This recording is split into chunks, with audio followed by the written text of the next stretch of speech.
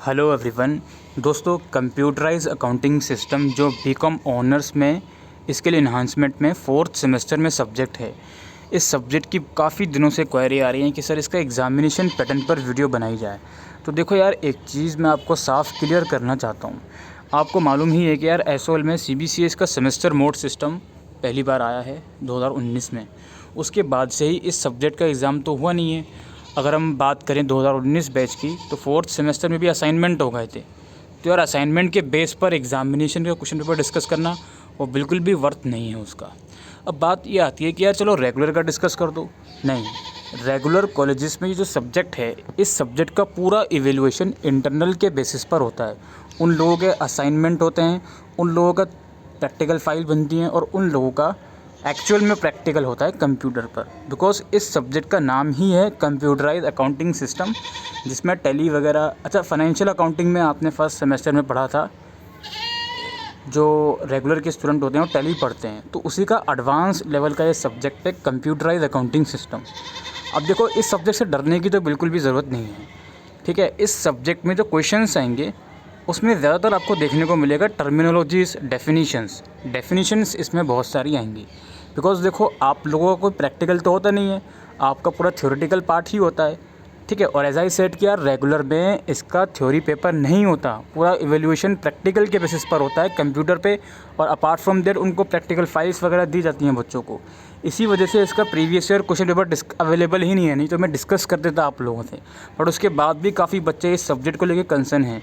तो यार एक कंसर्न तो अपने दिमाग से निकाल दो कि वो ये है कि देखो, पेपर इतना डिफ़िकल्ट इसका नहीं आने वाला है।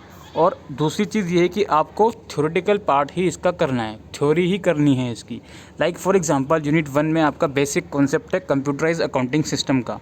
इसमें फॉर एग्जांपल आपसे पूछ लिया जाएगा यार मैनुअल और कंप्यूटराइज अकाउंटिंग सिस्टम में डिफरेंस क्या है, या फिर factor affecting suitable computerize accounting software, यानी कि कोई सुइटेबल सॉफ्टवेयर चूज़ करना है कंप्यूटराइज अकाउंटिंग के लिए, जैसे टैली ERP 9 हो गया या दूसरा सॉफ्टवेयर हो गया। तो उसके लिए कौन कौन से फैक्टर आप कंसिडर करोगे, ये क्वेश्चन आ सकता है।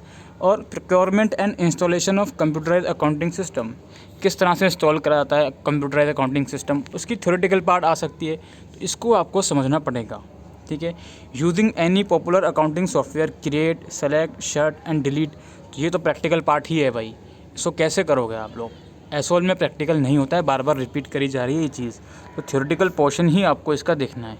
ठीक है, मैं बिल्कुल भी ये आइडिया आप लोगों को नहीं दे सकता कि इसका पेपर का पैटर्न कैसा आएगा, लेकिन अगेन मैं इतना ज़रूर कह सकता हूँ कि यार क्वेश्चन की जो वेटेज है वो कम होगी। वेटेज का मतलब ये कि डायरेक्ट क्वेश्चन 15 मार्क्स का नहीं आएगा।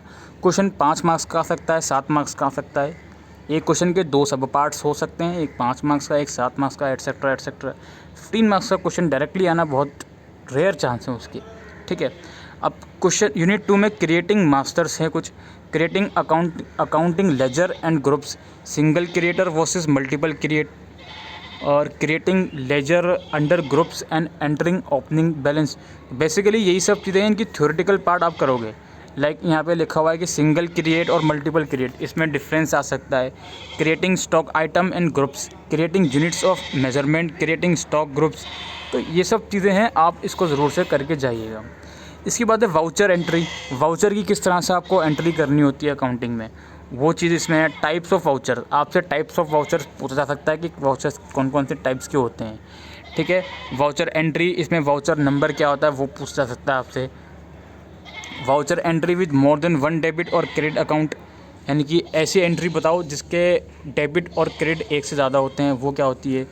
Editing and deleting a voucher, printing of voucher and check. अच्छा, यूनिट 4 में आपका है taxation and generating report. Taxation का पार्ट है इसमें कि accounting for tax deduct at source. TDS का क्या मतलब होता है, TDS की डेफिनेशन क्या है वो पूछ लिया जाए आपसे। ठीक है, tax collected at source and goods and service tax क्या होता है वो पूछ लिया जाए। Generating report, cash book, ledger account, cash book क्या होती है, लेजर अकाउंट क्या होता है, ट्रायल बैलेंस क्या होता है, ये सब पूछ लिया जाए। P&L अकाउंट क्या होता है, ये सब पूछ लिया जाए आप लोगों से। बैलेंस शीट क्या होती है, फंड फ्लो स्टेटमेंट क्या होता है, कैश फ्लो स्टेटमेंट क्या होता है, ये थ्योरेटिकल पार्ट ही आप लोगों से पूछा जाएगा। यूनिट 5 में ऑडिटिंग है। ऑडिटिंग क्या होती है, ठीक है, auditing in computerise accounting system. Statutory audit क्या होता है, वाउचर वेरिफिकेशन क्या होता है, verification of related party transaction क्या होता है, CAAT क्या होता है, वेरियस टूल्स, अलग अलग जो टूल्स हैं ऑडिटिंग के वो क्या होते हैं। तो यही थ्योरेटिकल पार्ट्स आपसे पूछे जाएंगे आपके पेपर में। हो सकता है एक आधा क्वेश्चन ऐसा देखने को आपको मिल जाए जिसमें आपको जस्ट स्टेप लिखने हो कि आप एंट्री किस तरह से होती है उसके स्टेप्स लिखो, तो वो सब चीज़ें हो सकता है देखने को मिल जाए। लेकिन मोर चांस ये है कि थ्योरेटिकल पोर्शन पर ही आप ध्यान दीजिए, जो इसमें अलग अलग यूनिट में अलग अलग जो टर्मिनोलॉजीज़ हैं उसके ऊपर ध्यान दीजिए। उतना करके आइए पेपर में, आप ईज़िली इस पेपर को अटेम्प्ट कर सकते हो। अगेन बहुत ही अनप्रेडिक्टेबल पेपर है, कोई आइडिया नहीं लगाया जा सकता कि इस पेपर का पैटर्न किस तरह का आएगा। इतना ज़रूर कहा जा सकता है कि क्वेश्चन की वेटेज इतनी ज़्यादा नहीं होगी, और इतना ज़रूर कहा जा सकता है कि इसमें डेफिनेशंस, टर्मिनोलॉजीज़ जो हैं अलग अलग यूनिट्स के अंदर, वो ज़रूर से आपसे पूछी जा सकती हैं। और हो सकता है there is a minor chance कि एक पर्टिकुलर क्वेश्चन ऐसा आ जाए जिसमें आपसे ये पूछ लिया जाए कि यार ये वाउचर एंट्री किस तरह से होती है, इसके जस्ट स्टेप लिखो आप लोग। अब एक्चुअल में करके तो दिखा नहीं सकते आप, एग्जामिनेशन हॉल में आपको कंप्यूटर तो आपके सामने नहीं रख दिया जाएगा कि यार वाउचर एंट्री करो। तो हो सकता है एक आधा क्वेश्चन ऐसा आ जाए जिसमें आपको एक्चुअल में वाउचर एंट्री के स्टेप्स बताने पड़ जाएँ कि यार स्टेप्स किस तरह से इसका स्टेप्स होता है। वैसे चांसेस उसके कम ही हैं, बट 1% मैं आपको बात बता रहा हूँ।